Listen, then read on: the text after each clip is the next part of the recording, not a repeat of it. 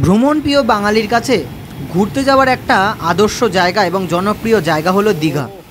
এই দীঘা ঘুরতে আসার মানুষের মূলত দুটি কারণ। প্রথম কারণ হচ্ছে সমুদ্র আমাদের এত কাছে এত সুন্দরভাবে, আর দ্বিতীয় কারণ হচ্ছে জগন্নাথের মন্দির যেটা বর্তমানে তৈরি হচ্ছে। আমরা জানি সবাই পুরী যেতে গেলে প্রচুর টাকা খরচা হয়, আর পুরীর জগন্নাথকে দর্শন করতে গেলেও কিন্তু সৌভাগ্য লাগে।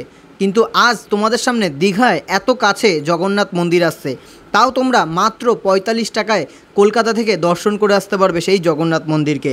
কিভাবে যাবে সবটা বলবো। আচ্ছা, এই হচ্ছে কিন্তু দেখতে পাচ্ছ ট্রেন, আর অ্যানাউন্স কিন্তু করেই দেয় যে এটাই হচ্ছে কিন্তু সাঁতরাগাছি মেছেদা হয়ে কিন্তু দীঘা যাচ্ছে, সেটা কিন্তু অ্যানাউন্সই করে দিচ্ছে। মানে সাঁতরাগাছি থেকে ডাইরেক্ট কিন্তু দীঘা যাবো, যেটা এতদিন সবাই মেছেদা থেকে দীঘা দেখিয়ে এসছে, কিন্তু সাঁতরাগাছি থেকেই ডাইরেক্ট দীঘা যাবো। চলো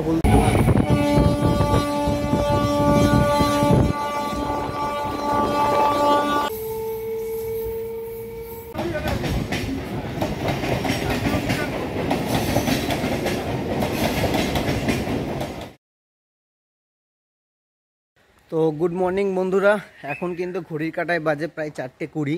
ঠিক আছে, সকালবেলা অনেক সকালে যে বাড়ি থেকে বেরিয়েছি, বহুদিন বাদে এত সকালবেলা বাড়ি থেকে বেরোলাম। তো এখন কোনো কথা বলবো না, যা কথা হবে স্টেশনে গিয়ে। তার কারণ ফার্স্ট ট্রেনটা যদি আমার মিস হয়ে যায়, মানে ফার্স্ট ট্রেনটা যদি আমার আজকে মিস হয়, তাহলে পুরো ট্যুরটাই আজকে মিস হয়ে যাবে। তো এখন কিন্তু ঘড়ির কাঁটায় বাজে 4:35-36 হয়ে গেছে। যাই হোক, আর একটু পরেই আমাদের ফার্স্ট ট্রেন আসবে বেলঘরিয়া থেকে শিয়ালদা যাওয়ার। মাত্র ৪৫ টাকায় জগন্নাথ দর্শন। হ্যাঁ, একদমই ঠিক শুনেছো। এতদিন তোমরা হয়তো মানে জগন্নাথ দর্শন করতে গেলে ভাবো যে অনেক টাকা খরচা। না, এখন মাত্র ৪৫ টাকাতেই জগন্নাথ দর্শন সম্ভব। আর সেই উদ্দেশ্যেই আজকে আমি বেলঘরিয়া থেকে বেরিয়ে পড়েছি আবারও দীঘার উদ্দেশ্যে। কিন্তু আজকে দীঘা একদম ডিফারেন্টভাবে যাব, যেরকম হয়তো তোমরা ভিডিওতে দেখোনি।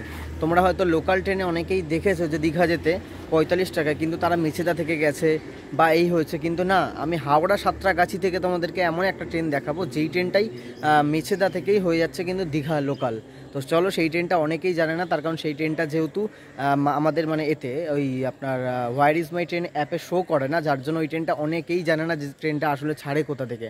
আর সেই ট্রেনটার খোঁজ কিন্তু পাওয়া গেছে কোথা থেকে ছাড়ে, তো তার জন্য কিন্তু ট্রেন দিয়ে দিয়েছে। চলো আগে যাওয়া যাক, ফার্স্ট ট্রেন দিয়ে দিয়েছে।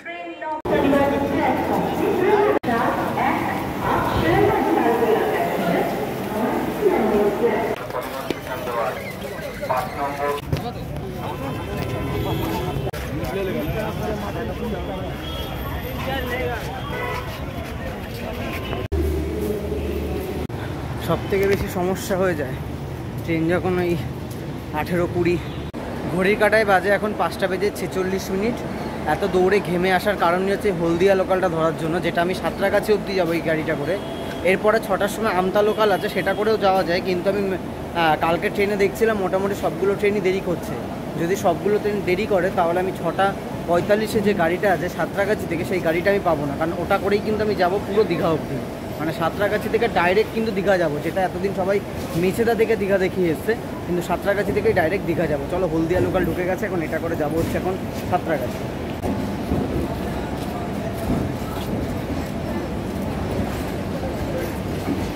উঠে পড়েছি কিন্তু হলদিয়া লোকালে, দেখতে পাচ্ছ ট্রেন কিন্তু মোটামুটি ফাঁকাই আছে। তো এটা করে এখন সাঁতরাগাছি অবধি যাওয়া যাক। এমনিতে গরম, তার মধ্যে যাই হোক। তো জানি না কটার সময় ছাড়বে, 6:45-এর আগে আমাকে সাঁতরাগাছি ঢুকতে হবে, যার জন্য আমতা লোকালটা রিস্ক নিলাম না, ওটাও দেরি করছে দেখলাম। ওর পরে ওর একটা ট্রেন আছে কি মেদিনীপুর হয়তো। যাই হোক, তো আমি মনে করি এই ট্রেনটা ধরে নিতে পারলে ভালো হবে, কারণ সাঁতরাগাছি থেকে যদি 10 মিনিট দাঁড়াই আমার তাতে অসুবিধা নেই, কিন্তু ওই ট্রেনটা বেরিয়ে গেলে পুরো যাওয়াটা ক্যান্সেল হয়ে যায়।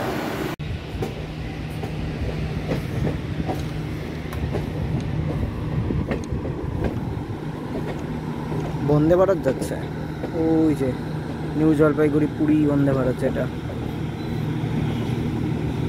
হলদিয়া লোকাল আমাদেরকে সাঁতরাগাছিতে নামিয়ে বেরিয়ে গেল। চলো এখন দেখি কত নম্বরে আমাদের মেছেদা লোকাল দেবে।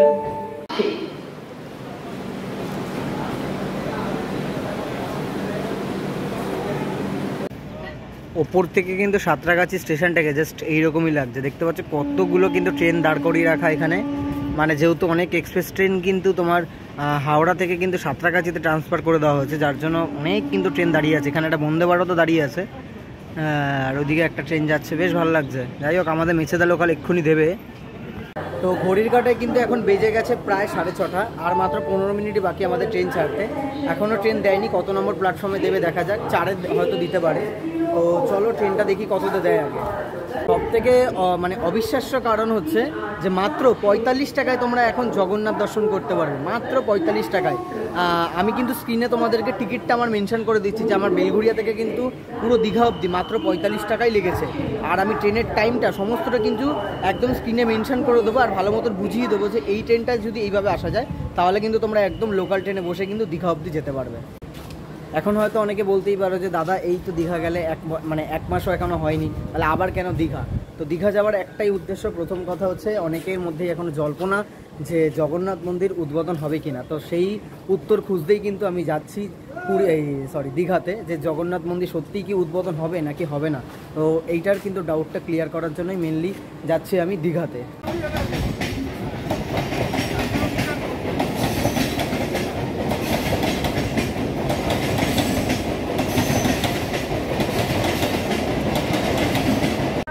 আচ্ছা, এই কিন্তু ঢুকে গেছে আজকের আমাদের ট্রেন, দেখতে পাচ্ছ এখানে দীঘা লেখাই আছে। এই ট্রেনটাই কিন্তু ভায়া মেছেদা হয়ে চলে যাবে কিন্তু দীঘাতে। আচ্ছা, এই হচ্ছে কিন্তু দেখতে পাচ্ছ ট্রেন, আর অ্যানাউন্স কিন্তু করেই দেয় যে এটাই হচ্ছে কিন্তু সাঁতরাগাছি মেছেদা হয়ে কিন্তু দীঘা যাচ্ছে, সেটা কিন্তু অ্যানাউন্সই করে দিচ্ছে। আচ্ছা, এই হচ্ছে কিন্তু দেখো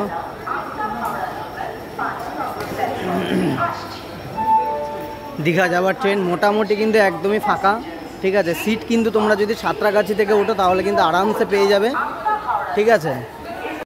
আচ্ছা, এই কিন্তু আজকের আমাদের ট্রেন 38301, হ্যাঁ, সাঁতরাগাছি থেকে দীঘা যাওয়ার ট্রেন, যেটা অনেকেই কিন্তু জানে না, কারণ যেহেতু হোয়ার ইজ মাই ট্রেনে অ্যাপে থাকে না তার জন্যই, ঠিক আছে। এটা কিন্তু একদম দেখতে পাচ্ছ এই যে সাঁতরাগাছি থেকে এই একই ট্রেন করেই কিন্তু আমি চলে যাব পুরো দীঘা অবধি মাত্র 45 টাকায়।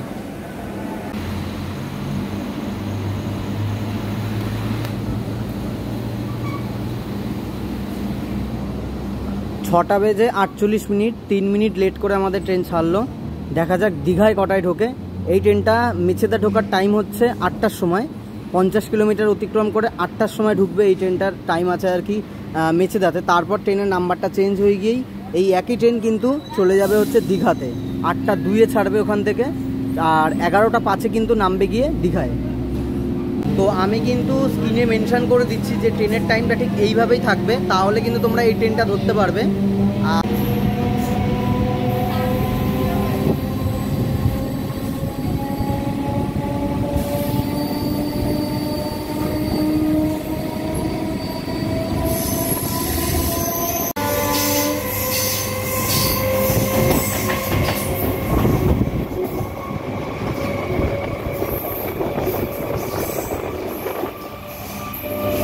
প্রথম হল্ট হচ্ছে মৌরিগ্রাম।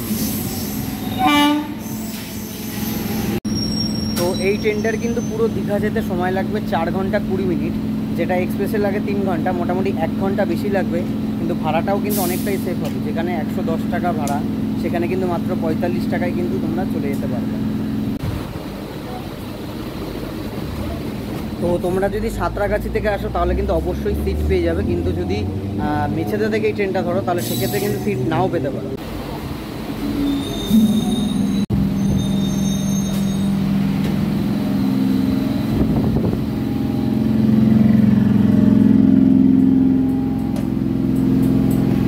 তো বেশ কিন্তু আরামদায়ক একটা জার্নি হতে চলেছে। আরামদায়ক বলবো না খুব একটা, যে তার কারণ 4 ঘন্টা লোকাল ট্রেনে বসে থাকতে হবে।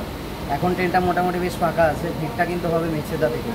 মেছেদা থেকে বেশ ভালো ভিড় হয়ে যায় ট্রেনটা, আর বিশেষ করে শনি রবি যদি আসা হয় তো কোনো ব্যাপারই না, ট্রেনে সিট পাওয়াটা খুব মুশকিল। সাঁতরাগাছি থেকে আসবে, তাড়াতাড়ি হাওড়া চলে এসে হাওড়া থেকে কিন্তু সাঁতরাগাছি তাড়াতাড়ি এসে ট্রেনটা ধরে নিলে একদম সুন্দরভাবে এরকম বসে, এই যে ট্রেনটা কিন্তু এখন ফাঁকা আছে, একদম কিন্তু চলে যাওয়া যাবে দীঘা অবধি মাত্র 45 টাকায়।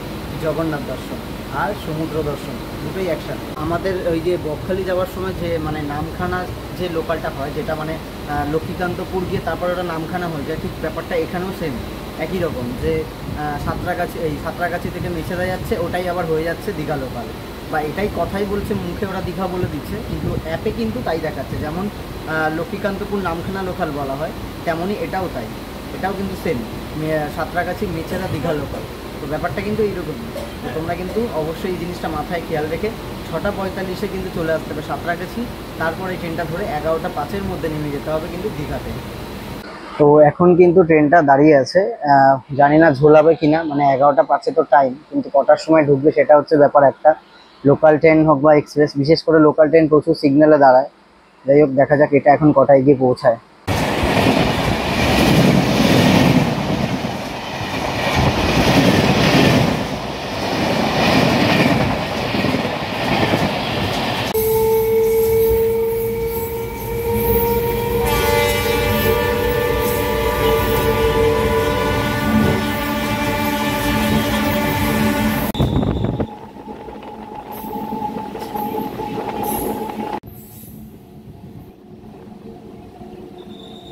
এই ট্রেনে যাত্রা করার কিন্তু কিছু সুবিধা আছে, কিছু অসুবিধাও আছে। প্রথমে নয় অসুবিধার কথাটাই আসি। অসুবিধা বলতে কিন্তু 4 ঘন্টা একটানা কিন্তু এক জায়গাতেই বসে থাকতে হবে।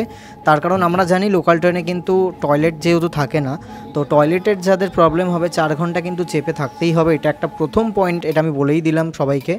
কিন্তু ট্রেন কিন্তু পাঁশকুড়াতে, একমাত্র পাঁশকুড়াতে প্রায় 10 মিনিট মতন দেয়। সেই টাইমে একটা ব্রেক নেওয়া যেতে পারে। এছাড়া কিন্তু ট্রেন আর কোথাও বেশিক্ষণ টাইমে দাঁড়ায় না, একমাত্র পাঁশকুড়াতেই 10 মিনিট দাঁড়িয়ে ট্রেনটা আবার উল্টো দিকে যায়। তখন আপনারা যেই দিকে বসে থাকবেন তার উল্টো দিকে কিন্তু ট্রেন যাবে পাঁশকুড়ার পর থেকে। অসুবিধাও যদি বলি সেটা একমাত্র এটাই, এক জায়গায় বসে থাকা। সুবিধা কিন্তু এই ট্রেনের বেশ কিছু আছে, যেটা মধ্যবিত্তর কাছে সেটাই হচ্ছে পয়সা। পয়সা কিন্তু অনেকটাই কম। আমরা জানি বাসে করে যেতে গেলে সরকারি বাসের সব থেকে কম ভাড়াও যদি বলি 100 টাকা থেকে 110-20 টাকা, আর ট্রেনেও কিন্তু তাই। এক্সপ্রেস ট্রেনেও যদি আমরা যেতে চাই সেখানে কিন্তু প্রচণ্ড ভিড় হয়, জেনারেলে আমরা জানি 90 টাকা, আর না হলে কিন্তু 110 বা 120 টাকা। সেখানে মাত্র 45 টাকা। আপনাদের বাড়ির কাছে যেই স্টেশন আছে, ধরুন বেলঘুরিয়া আমি যদি বলি, আমার বাড়ি থেকেও কিন্তু মাত্র 45 টাকাই নেওয়া হয়েছিল, ঠিক আছে। আর এছাড়া আমি যে ট্রেনের টাইমটা ভালো করে মেনশান করে দিচ্ছি, যে এই ট্রেনটা এই যে সাঁতরাগাছি থেকে ছাড়া হচ্ছে ঠিক এই টাইমটাতে, আর এই ট্রেনটাই মেচেদা যাচ্ছে। মেচেদা থেকে ট্রেনের জাস্ট নাম্বারটা চেঞ্জ হয়ে যায়, কিন্তু এই ট্রেনটাই কিন্তু দীঘায় চলে যায়। যেহেতু মোবাইল অ্যাপে আমরা এই জিনিসটাকে দেখতে পাই না, তার জন্য অনেকেই জানে না যে এই ট্রেনটা সাঁতরাগাছি থেকে ছাড়া হয়। এই ট্রেনটা অনেকেই জানে যে হয়তো মেচেদা থেকে ছাড়া হয়, কিন্তু না, এই ট্রেনটা সাঁতরাগাছি থেকেই ছাড়া হয়, যার জন্য প্রচণ্ড ভিড় হয়ে যায়। অনেকেই মেচেদায় গিয়ে হয়তো এই ট্রেনটা ধরার চেষ্টা করে, তার জন্য অনেকটা যুদ্ধও করতে হয়। যাই হোক, তো আমি মনে করি সকাল সকাল বেরিয়ে হাওড়া থেকে একটা যে কোনো ট্রেন ধরে 6:45-এর মধ্যে চলে আসতে হবে কিন্তু সাঁতরাগাছিতে। 6:45-এই কিন্তু ট্রেন ছেড়ে দেয়। ট্রেন কিন্তু একদম টাইমে ছিল, আমরা গেছিলাম সেদিনকেও কিন্তু একদমই টাইমেই ঢুকেছে, পুরো 11টার মধ্যেই কিন্তু দীঘাতে ঢুকিয়ে দেবে। তো আমি মনে করি কিন্তু একদম সুন্দর একটা জার্নি হতে পারে। আর পাঁশকুড়ায় ঢুকলে তো দেখাই যাবে যে প্রচণ্ড পরিমাণে কিন্তু একটা ভিড় থাকে। এই পাঁশকুড়াতেও যেমন ভিড় থাকে, তেমন মেচেদা থেকেও কিন্তু প্রচুর মানুষ ওঠে। তো ট্রেনের সিট নেওয়ার জন্য কিন্তু একমাত্র সাঁতরাগাছি বেস্ট আমি মনে করি। সেখান থেকে কিন্তু অনেকেই যেহেতু জানে না, তার জন্য কিন্তু ট্রেনটা একদমই ফাঁকা থাকে। তো এই ট্রেন কিন্তু সপ্তাহে প্রতিদিনই চলে, আপনারা যে কোনো দিন কিন্তু যেতে পারবেন। আর সব থেকে বড় কথা একটা আমি বলে রাখি, সেটা হচ্ছে আজকে আমি বেশি কথা বলবো না, আজকে আমি শুধু আপনাদেরকে দেখাবো যে ট্রেনের বাইরের আজকের ওয়েদারটা এত সুন্দর ছিল, আজকে সেই সব সিনারি তোমাদেরকে দেখাতে দেখাতে নিয়ে যাব কিন্তু একদম দীঘা অবধি। তা চলুন আজকে দেখানো যাক এইসব বাইরের সিনারিগুলো।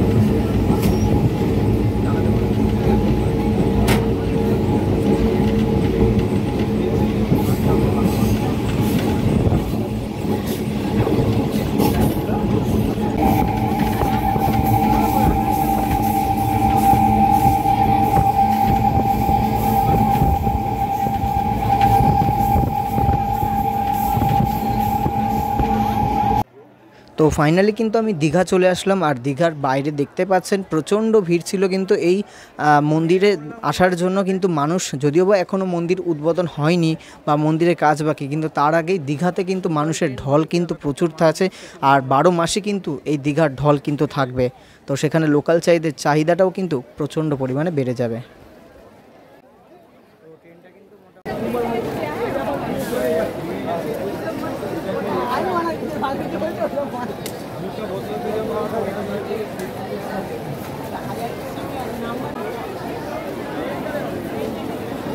তো বাদিকে এই হচ্ছে কিন্তু পুরীর মন্দির, তো সেটা দেখার জন্যই কিন্তু আজকে আসা।